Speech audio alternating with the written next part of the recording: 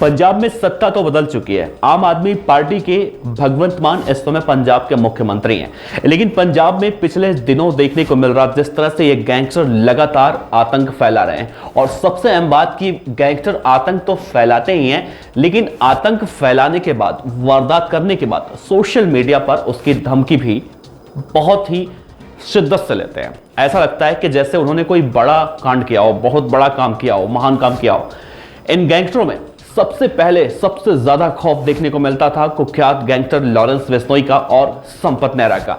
लेकिन इसके बाद पंजाब में अब देखने को मिल रहा है करीब 1 दर्जन से ज्यादा गैंगस्टर पूरे पंजाब में हैं, और उनके गुर्गे जो कि एक ही गैंगों में करीब 100 से ज्यादा उनके गुर्गे शामिल होते दिखाई दे रहे हैं। इन गुर्गों की अगर गिनती की जाए तो करीब हजारों की संख्या में ऐसे गैंगस्टर होंगे गुर्गों को मिलाकर, जो अब पंजाब में दहशत फैला रहे हैं। अभी हाल में ही हमने देखा कि पंजाब में किस तरह से इंटेलिजेंस बिल्डिंग पर वहां पर हमला हुआ, और इस हमले में जो एक मास्टरमाइंड का नाम सामने आया उसका नाम है रिंदा, जो कि बब्बर खालसा गैंग का अब सरगना बताया जा रहा है, और पाकिस्तान में बैठकर वो पंजाब को ऑपरेट कर रहा है। पंजाब में बहुत बड़ी बड़ी आतंकी गतिविधियों को अंजाम देने के फिराक में है।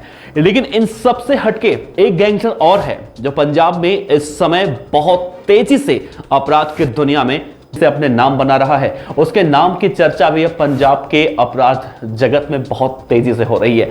जिस गैंगस्टर की बात कर रहे हैं उसका नाम है लखबीर सिंह उर्फ लांडा, और ये वही लखबीर सिंह लांडा है जिसका नाम इस घटना में भी सामने आ रहा है। यानी कि जो इंटेलिजेंस बिल्डिंग पर मुख्यालय में जो हमला हुआ है, इस घटना में भी अब लखबीर सिंह लांडा का नाम आ रहा है। तो कौन है ये लखबीर सिंह लांडा जो पंजाब में अब आतंक का दूसरा नाम बन रहा है, जो यहां से नहीं बल्कि विदेश में बैठकर इस घटना को अंजाम दे रहा है? बताएंगे आपको इस वीडियो में सिलसिलेवार तरीके से। और आपसे ये वादा करते हैं अगर आपने ये वीडियो पूरा देखा तो आपको इन गैंगस्टरों के बारे में जानने के लिए यहां से कहीं और जाने की जरूरत तो नहीं पड़ेगी। आपको सभी जानकारियां यहीं पर मिलने वाली हैं। नमस्कार, मेरा नाम है देवनाथ पांडे और आप देख रहे हैं BDF न्यूज की क्राइम सीरीज खलनायक, जिसमें हम सुनाते हैं अपराध जगत की खबरें। तो जिस गैंगस्टर लखबीर सिंह लांडा की हम बात कर रहे हैं वो पंजाब के तरन जिले के हरीके का रहने वाला है, लेकिन इस समय वो फरार है वहां से, और वो बैठा हुआ है कनाडा में, और कनाडा में बैठकर वो फायरिंग करवाता है, बड़े बड़े लोगों को वो टारगेट करता है। उसके निशाने पर वही लोग होते हैं जो कि उसके लिए करोड़ों की रंगदारी का इंतजाम कर सकें। तो लखबीर सिंह लांडा एक आदतन अपराधी है और पंजाब के कई पुलिस थानों में उसके खिलाफ हत्या के प्रयास, जबरन वसूली, नशीली दवाओं की तस्करी जैसे कई संगीन मामले लांडा के ऊपर दर्ज हैं। पुलिस डोजियर के मुताबिक वो वांछित गैंगस्टर हरविंदर सिंह रिंडा, जो कि बब्बर खालसा का कमांडर बताया जा रहा है, उसका भी सहयोगी यहां पर लांडा बताया जा रहा है। और लांडा के खिलाफ भी अब एक कड़ी कार्रवाई करने की प्रक्रिया जो है बहुत तेजी से देखने को मिलने वाली है आने वाले समय में। इन दोनों ही गैंगस्टरों ने लखबीर सिंह लांडा के माध्यम से अलग अलग जगहों पर फिरौती, जबरन वसूली की मांगे की।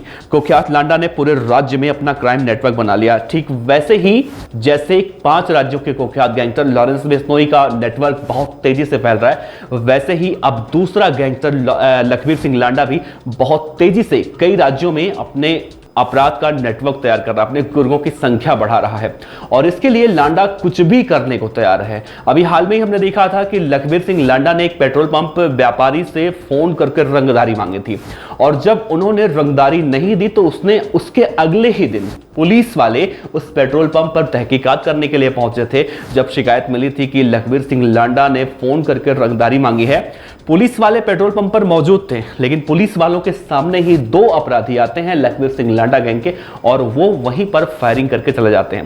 जिसके बाद एक चिट्ठी भी भेजी जाती है, एक पत्र भी वहां पर फेंका जाता है, और उस पत्र में यह लिखा जाता है कि इस बार निशाना नहीं चुकेगा। ये एक धमकी भी आप कह सकते हैं इसे। हालांकि इसके बाद लखबीर सिंह लांडा के ऊपर कोई कार्रवाई नहीं हुई, और कार्रवाई होती भी कैसे, क्योंकि लखबीर सिंह लांडा तो यहां है नहीं, वो कनाडा में बैठा हुआ है, और कनाडा में बैठकर वो ऐसे अपराधों को लगातार अंजाम दे रहा है। पुलिस डोजियर में लांडा के इशारे पर कथित रूप से अंजाम दी गई कई आपराधिक गतिविधियों का जिक्र भी किया गया है, जिसमें जून 2021 में वाल्टोहा पुलिस थाने के अंतर्गत लखना गांव में एक विवादित जमीन पर कब्जा करने के मामले में लखबीर सिंह लांडा का नाम सामने आया था। इसके अलावा भी लखबीर सिंह लांडा ने चंडीगढ़ के एक डॉक्टर के बेटे से कार छीनी थी। इस मामले में भी उसका नाम बहुत तेजी से सामने आया था, और उसने अपने सहयोगी प्रीत सेखों, जो कि वो भी एक गैंगस्टर है, उसके साथ इस घटना को अंजाम दिया था। और हरविंदर सिंह रिंदा, जो कि बब्बर खालसा गैंग का कमांडर बताया जा रहा है, उसका सहयोगी है। और इस मामले में एक और गैंगस्टर है जिसका नाम है दिलप्रीत बाबा। दिलप्रीत बाबा भाई इस पूरे मामले में इन गैंगस्टरों का सहयोग कर रहा है, समर्थन कर रहा है।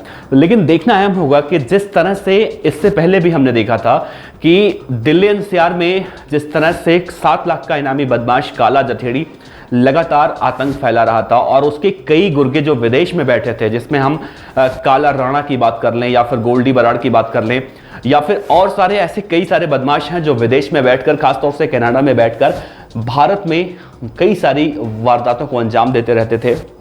पुलिस ने काफी लंबी मशक्कत के बाद इसमें से एक गैंगस्टर काला राणा को तो गिरफ्तार किया और उसे भारत लेकर आ भी गई है और अब उससे पूछताछ चल रही है। लेकिन 2 गैंगस्टर जो इस समय पंजाब के लिए सिरदर्द बने हुए हैं, जिसमें से लखवीर सिंह लांडा और हरविंदर उर्फ रिंदा, जिस तरह से पंजाब के अंदर कई बड़ी बड़ी वारदातों को अंजाम देने के फिराक में लगे हुए हैं, देखना अहम होगा कि इन लोगों को आखिर कब तक भारत वापस लाया जा सकेगा।